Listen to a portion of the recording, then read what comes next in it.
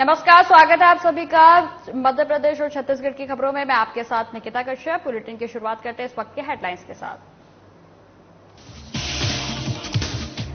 रायपुर में पंचायत सचिव संघ ने की सीएम भूपेश बघेल से मुलाकात। विशेष भत्ता दिए जाने की घोषणा पर जताई खुशी। कवर्धा में योजनाओं को लेकर लोगों से मिल रहे कलेक्टर। सरकारी योजनाओं पर लोगों से मांगा फीडबैक। कोंडागांव में पुलिस अधीक्षक ने बैंक कर्मचारियों के साथ की मीटिंग। कहा, ठगी को लेकर लोगों को किया जाए जागरूक। मौके पर बैंक के 30 अधिकारी रहे मौजूद। बिलासपुर में जर्जर सड़क से लोगों को हो रही परेशानी। लोगों ने कलेक्टर को सौंपा ज्ञापन। कहा, आने जाने में हो रही है परेशानी। और गरियाबंद में एटीएम से छेड़छाड़ करने वाले 3 आरोपी गिरफ्तार। आरोपियों के कब्जे से 31 एटीएम कार्ड बरामद। खबरों की शुरुआत करते हैं। खबर रायपुर से है, जहां मुख्यमंत्री भूपेश बघेल से विधानसभा परिसर स्थित उनके कार्यालय कक्ष में प्रदेश पंचायत सचिव संघ छत्तीसगढ़ के प्रतिनिधिमंडल में मुलाकात की। वहीं आपको बता दें, जहां मुख्यमंत्री को पंचायत सचिवों ने विशेष भत्ता दिए जाने पर मिठाई खिलाकर धन्यवाद दिया। उन्होंने बताया कि प्रदेश भर के पंचायत सचिवों ने इस घोषणा से हर्ष और उल्लास की लहर है। साथ ही उन्होंने कहा कि पंचायत सचिवों के हित के लिए किया गया यह फैसला ऐतिहासिक है।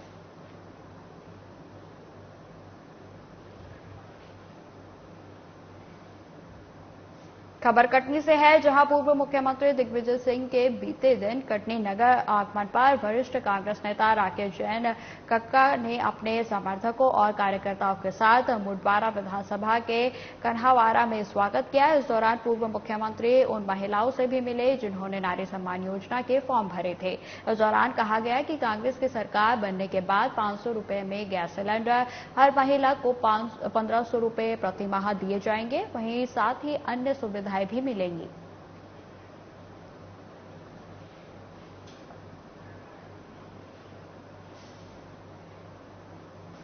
कबीरधाम जिले के कलेक्टर जन्मेजय महोबे लोगों के बीच में जाकर लगातार योजनाएं और समस्याओं को लेकर लोगों के बीच में पहुंच रहे हैं। वहीं आपको बता दें कि जहां सरकार द्वारा चलाई जा रही योजनाओं का लाभ लोगों को मिल रहा है या नहीं, उसको लेकर भी लोगों से पूछा जा रहा है।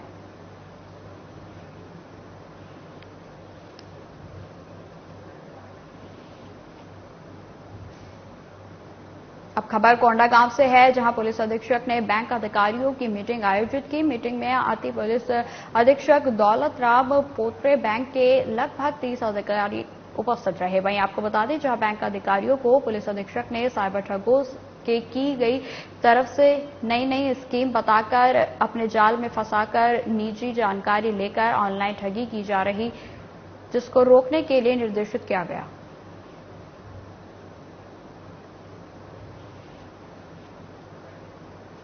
तो आपको बता दें कि लगातार जैसे जैसे आधुनिक दौर बढ़ रहा है, वैसे वैसे साइबर ठगी के भी मामले जो हैं वो बढ़ते ही जा रहे हैं। और इसी को लेकर कोंडागांव में आज अधिकारियों के द्वारा मीटिंग गठित की गई, जिसमें साइबर क्राइम के किस तरीके से जाल फैलाया जाता है और किस तरीके से लोगों से डिटेल्स ले ली जाती है, इस बारे में विस्तार से जानकारी लोगों को दी गई। और साथ ही लोगों से अपील की गई कि वे सतर्क रहें और सतर्कता के साथ ही नए दौर में नए डिवाइसेस को यूज करें।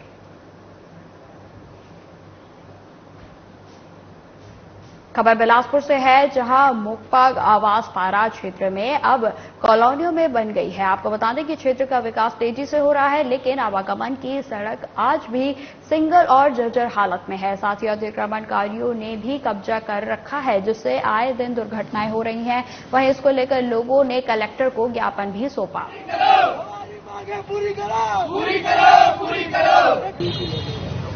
आज मोपका वार्ड क्रमांक 48 मोपका स्थित वार्ड क्रमांक 47 नंबर में जो सड़क की मांग को लेकर के, वो सड़क सिंगल रोड है, उसको डबल बनाया जाए, क्योंकि वो आज की डेट में काफी व्यस्ततम सड़क हो गया है। लोग शॉर्टकट के लिए उस रोड का इस्तेमाल कर रहे हैं। वो सीधे धान मंडी निकलता है। वो सड़क वर्षों से सिंगल है और जर्जर स्थिति में भी है। तो उसको डबल करने के लिए चौड़ीकरण की मांग को लेकर के हम माननीय जिलाधीश महोदय को आग्रह किए हैं, ज्ञापन दिए हैं। और साथ ही साथ वहां पे उस रोड में जो अतिक्रमण है, कुछ लोगों ने अतिक्रमण कर रखा है, उस अतिक्रमण के कारण रोड और सक्रिय हो गई है और कई जगह अंधे मोड़ हैं।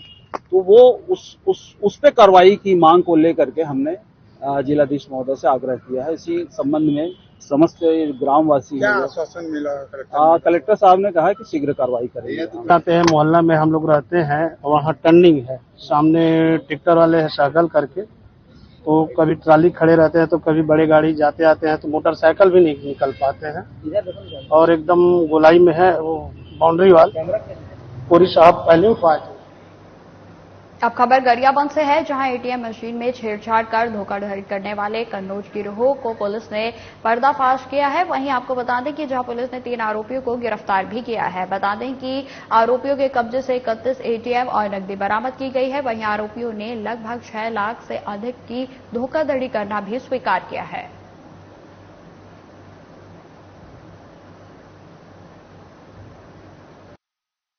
18 तारीख को जिला सहकारी केंद्रीय बैंक मर्यादित रायपुर के मैनेजर साहब ने आके एक सूचना दी कि इनके एटीएमों से विगत पिछले महीने भी छेड़छाड़ हुई थी और लगभग उसमें से 3,84,000 रुपए समथिंग इन्होंने लेके चले गए थे और 18 तारीख को भी ज्ञात व्यक्तियों ने एटीएम से छेड़छाड़ कर रुपए निकालने की कोशिश की, जिसकी सूचना उन्होंने तत्काल हमारे गरियाबंद थाने में दी, जिसके तत्काल कार्रवाई करते हुए हमारे गरियाबंद के थाना प्रभारी और समस्त स्टाफ, हमारे क्राइम का स्टाफ ये तुरंत एक्टिवेट हुए और जो उन्होंने संबंधित हुलिया बताया था, उस हुलिये के व्यक्ति जिसका नाम गोविंद है, उसे चंद ही घंटों में हमने अपनी अभिरक्षा में लिया और अभिरक्षा में लेकर जब इनसे पूछताछ किए तो इनके जो और साथी जो इस काम में संलग्न थे उनके बारे में हमें जानकारी मिली, जिनकी पतासाजी करते हुए उन्हें हमने छत्तीसगढ़ के महासमुंद से उन्हें गिरफ्तार करके लेके आए हैं। इनके पास से कुल हमें 31 नग एटीएम कार्ड मिला है,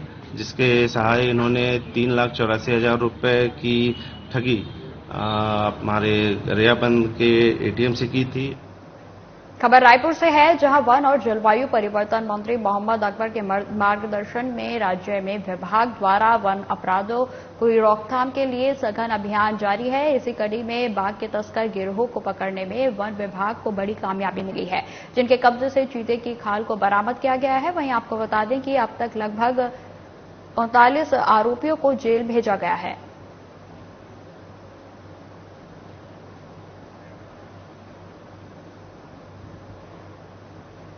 सागर जिले के गडाकोटा के रंगोली ग्राम में स्थित शासकीय प्राथमिक शाला में शिक्षकों की लापरवाही के कारण बच्चों का भविष्य दांव पर लगा हुआ है। जहां शाला में हेडमास्टर की उदासीनता के कारण पूरी शाला महिला शिक्षकों के भरोसे चल रही है, जिन्हें बच्चों को पढ़ाना पड़ रहा है। ऐसा नहीं है कि शिक्षकों की कमी है, लेकिन कई शिक्षक स्कूल में नदारत रहते हैं, जिससे छात्रों को परेशानी हो रही है।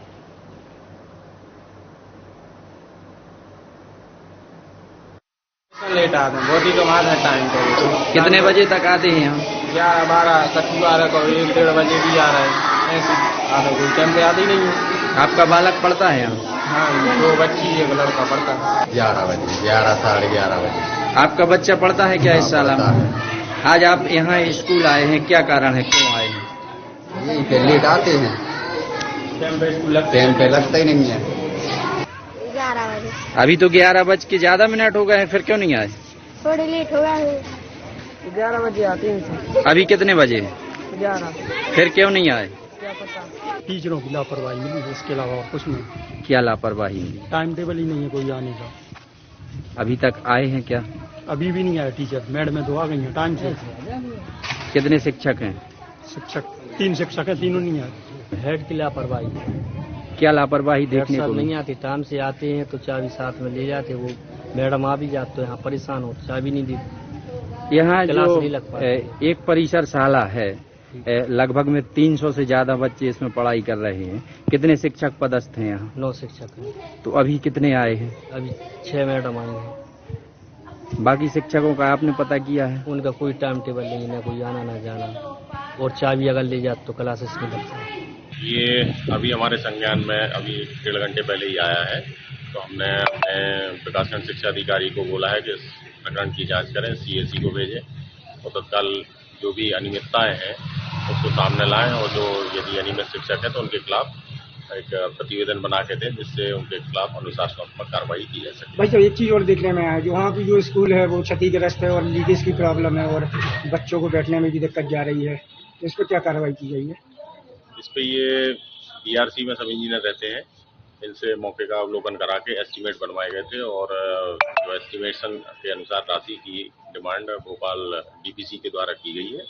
तो जैसी राशि आती जाती है वहाँ का मेंटेनेंस का कार्य DPC महोदय।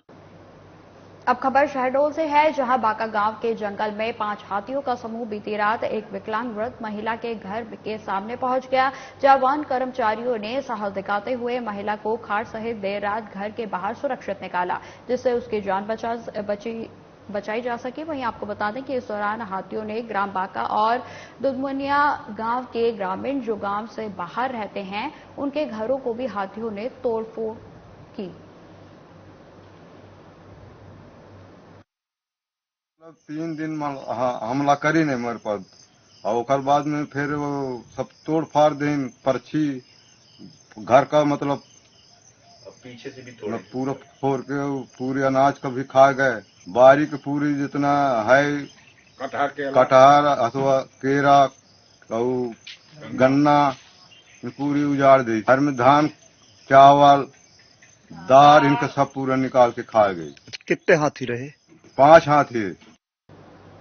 खबर सारनगढ़ बिलाईगढ़ से है, जहां इन दिनों जिले में दुर्घटना लगातार हो रही हैं। बताया जा रहा है कि बस स्टैंड में बसों को व्यवस्थित नहीं रखा जा रहा है, जिस वजह से आम जनों को परेशानियों का सामना करना पड़ रहा है, जिसको लेकर NSUI के अध्यक्ष अभिषेक शर्मा सहित सैकड़ों कार्यकर्ताओं ने कलेक्टर को ज्ञापन भी सौंपा है और बस स्टैंड में बसों का उचित रखरखाव कर उचित समय पर ही अपने स्थान से बाहर निकलने के निर्देश देने और ट्रैफिक व्यवस्था में सुधार करने की मांग भी की गई।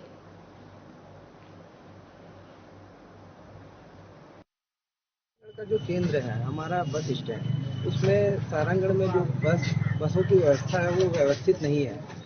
उसको लेकर हम लोगों ने आज NSUI ज्ञापन सौंपा है हमने, और इस पे मांग की है कि व्यवस्थित ढंग से बसों को रखा जाए और ट्रैफिक व्यवस्था बनाई जाए। NSUI सदैव छात्रों के साथ में जनहित की लड़ाई लड़ती रही है और अभी भी अगर इस प्रकार से कोई हमारे द्वारा ज्ञापन दाखिल नहीं होता तो आंदोलन करके हमने हमारा विरोध। रायपुर में सड़कों पर खुला घूमता मवेशियों का झुंड दुर्घटनाओं का कारण बन रहा है। वहीं आपको बता दें, यहां अक्सर मवेशियों के झुंड के बीच सड़क पर घूमते हुए देखा जा सकता है, जिससे यहां पर आने जाने वाले लोगों को काफी दिक्कतों का सामना करना पड़ता है। बता दें कि अटल नगर में मवेशियों से आए दिन दुर्घटनाएं होती हैं। खुली सड़क के कारण यहां तेज रफ्तार से गाड़ियां आती जाती हैं, जिससे कभी भी ये मवेशी बीच में आ जाते हैं और दुर्घटना का कारण बन जाते हैं। वहीं स्थानीय लोगों का कहना है कि निगम की ओर से भी इस ओर ध्यान नहीं दिया जा रहा है। निगम का मवेशी वाहन केवल शहरों तक ही सिमट कर रह गया है, जबकि निगम को भी इस ओर ध्यान देने की आवश्यकता है।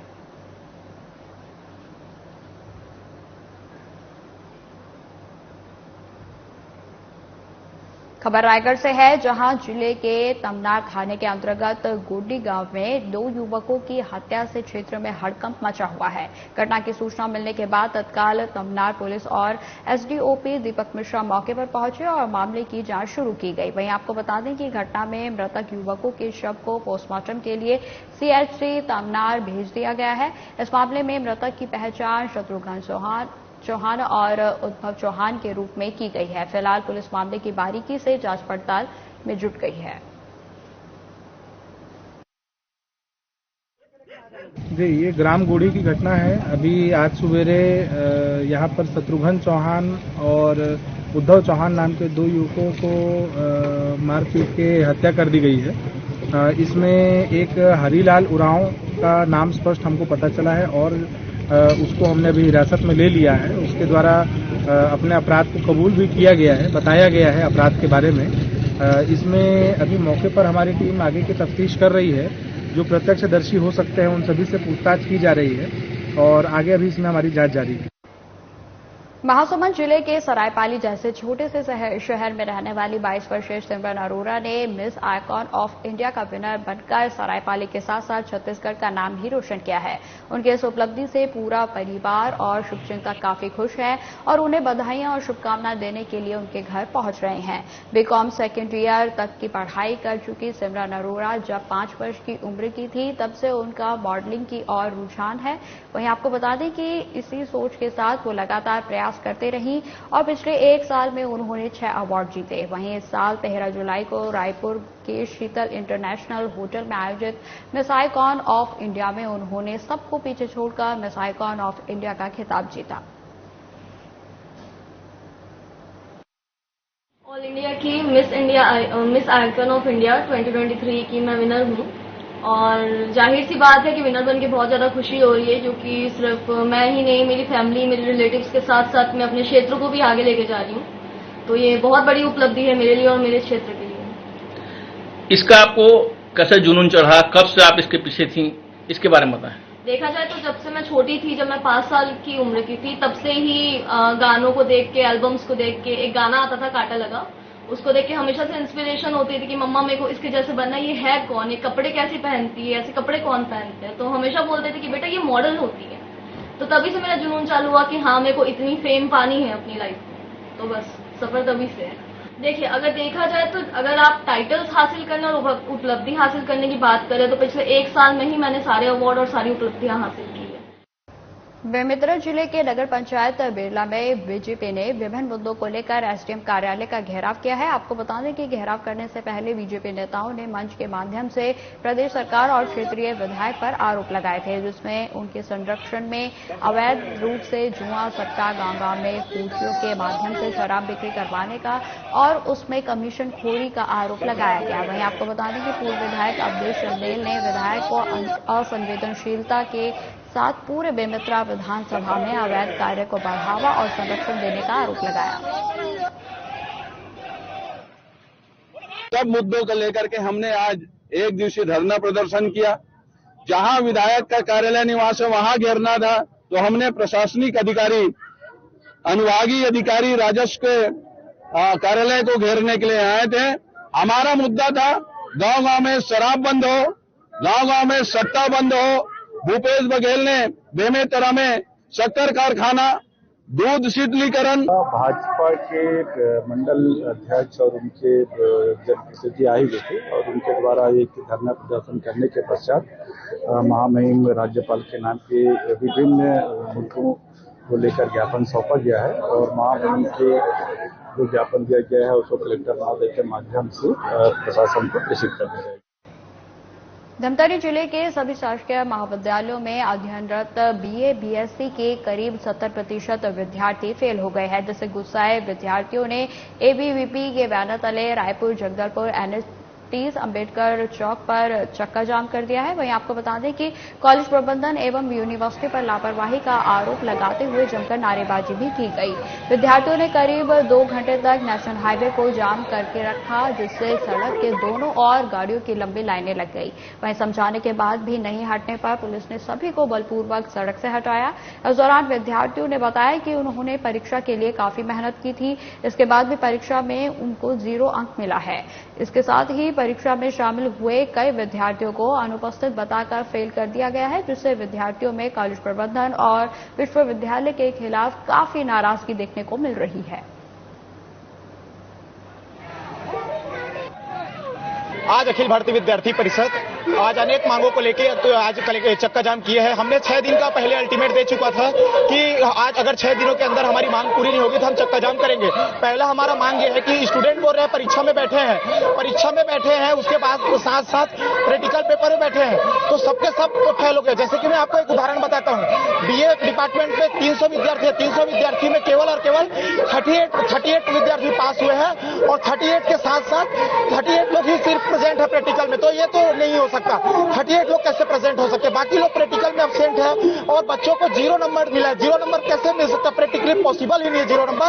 तो इसीलिए आज अखिल भारतीय विद्यार्थी परिषद चक्का जाम की है और आज अखिल भारतीय विद्यार्थी परिषद शंखनाद के माध्यम से प्रदेश सरकार को यह कहना चाहती है कि विद्यार्थी परिषद सड़क से लेकर संसद तक लड़ाई लड़ने के लिए तैयार है। हम अखिल भारतीय विद्यार्थी परिषद के कार्यकर्ता हैं इस वर्ष स्नातक का जो परीक्षा परिणाम आया है ना, BA, BCom, BSc first, second और थर्ड ईयर, उसमें हमको ये देखने को मिला है कि परीक्षा परिणाम में इतना ज्यादा गड़बड़ी हुआ है। जिले के जितने भी धमतरी जिले के कॉलेज हैं, उसमें विद्यार्थियों के रिजल्ट में जो है ना घोटाला किया गया है। विद्यार्थी पेपर दिलाए हैं, बैठे हैं, उसके बावजूद उनको अनुपस्थित किया गया है। क्यों अनुपस्थित किया गया है, जबकि वो पेपर में उपस्थित था? और जब विद्यार्थी कॉलेज में जाते हैं ना कि हमारा अनुपस्थित था, तो हमको उपस्थित डालिए, कैसे अनुपस्थित है करके, तो कॉलेज प्रशासन उनको ये बोलता है कि क्या प्रूफ है कि आप परीक्षा दिलाए हो। और जब वो प्रूफ लाता है ना, तो उनके उपस्थिति को उनके अनुपस्थित को उपस्थित तो कर दिया जाता है, लेकिन रिजल्ट में 0 नंबर मिलता है। और बहुत से विद्यार्थी हैं, हजारों विद्यार्थी हैं जिनके परीक्षा परिणाम में घोटाला हुआ है। विद्यार्थियों का पेपर बहुत अच्छा बना है। इतना तो है कि ठीक है, जो विद्यार्थी कमजोर होगा वो पासिंग के लायक बनेगा, लेकिन टॉपर से टॉपर विद्यार्थियों के परीक्षा परिणाम में ना 0 नंबर मिला है। विद्यार्थी साल भर रेगुलर कॉलेज आए हैं, कोचिंग किए हैं, नियमित क्लास अटेंड किए हैं, उसके बावजूद रिजल्ट में 0 का आना यहाँ कॉलेज की, विश्वविद्यालय की लापरवाही नजर आती है।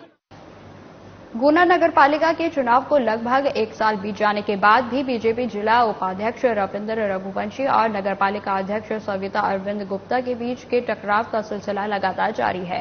दरअसल भारतीय जनता पार्टी के जिला उपाध्यक्ष रविंद्र रघुवंशी की पत्नी नगर पालिका चुनाव के दौरान भारतीय जनता पार्टी से अध्यक्ष की दावेदारी कर रही थी और वहीं सविता अरविंद गुप्ता भी नगर पालिका अध्यक्ष पद के लिए निर्दलीय दावेदार खड़ी हुई थी और जीत हासिल कर अध्यक्ष पद पर चुनी गई। तभी से रविंद्र रघुवंशी और सविता अरविंद गुप्ता में टकरार का लगातार बनी हुई है।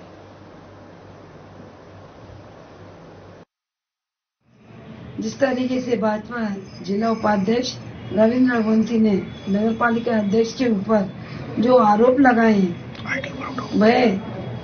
वह शर्मनाक है।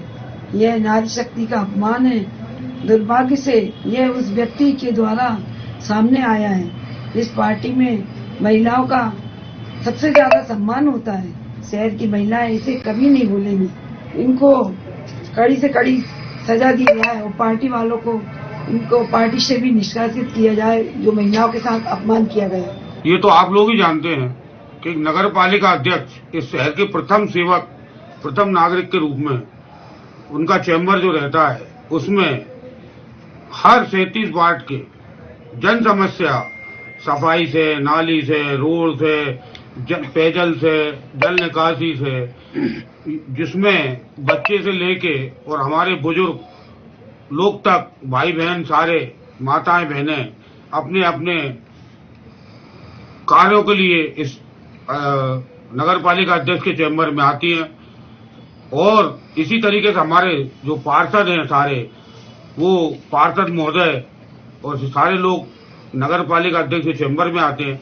अगर ये सारे लोग को रविंद्र रघुवंशी जी जो आप कह रहे हैं कि उन्होंने ये आरोप लगाया है, ये सारे लोग असामाजिक तत्व हैं, तो मैं फिर ये कहूंगा कि उसमें नापा अध्यक्ष को भी अगर शहर की जनता और शहर के हमारे सभी पार्षद असामाजिक तत्वों में आते हैं, जो चैम्बर में आते हैं, तो फिर हमारा ऊपर जो आरोप लगाया है वो सही है। वसूली किसके द्वारा की जाती है ये आपको भी पता है, शहर की जनता को भी पता है, और जो वसूली में जो पैसा देते हैं उन ठेले वालों को भी पता है कि उनसे कौन वसूलता है। और अगर उन्होंने ये आरोप नगर पालिका अध्यक्ष पर लगाया है, मिथ्या है, झूठा है। नहीं है तो कहीं न कहीं हमारी जो सरकार ने 50% आरक्षण दिया महिलाओं का, उसका उल्लंघन करके उनका अधिकार का भंग करते हैं। लिखित में शिकायत दी है मैंने सीएम के बारे में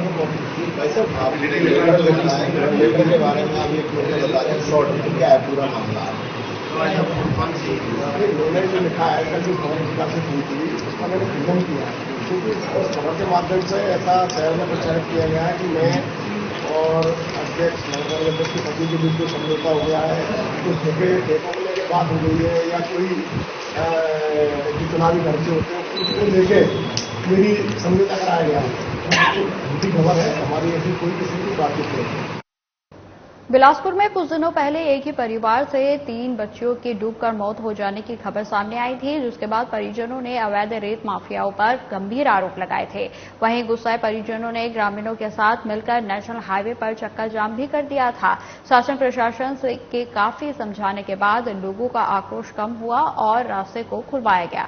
वहीं अभी घटना को 2 दिन भी नहीं हुए हैं और मृतक के परिजनों को रेत माफियों से धमकी मिलने लगी है। मीडिया से बातचीत करते हुए परिजनों ने बताया कि राजेंद्र साहू के रिश्तेदारों द्वारा धमकी दी जा रही है, जिसकी शिकायत करने पटेल परिवार एसपी कार्यालय पहुंचा है और अपनी सुरक्षा की मांग कर रहा है। हमारे 3 बच्चे नदी में डूब के खत्म हो गए हैं, उनको कार्रवाई होना चाहिए और रेती घाट बंद होना चाहिए। हमला आश्वासन यहाँ मिली से जो कुछ हुआ है कि कभी भी तो वो तकलीफ तो एक नाम लेके आवेदन दिए बस।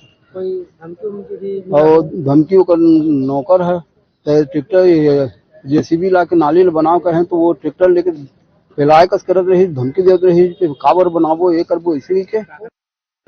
फिलहाल इस बुलेटिन में इतना ही। खबरों की और भी जानकारी के लिए बने रहे हमारे साथ। नमस्कार।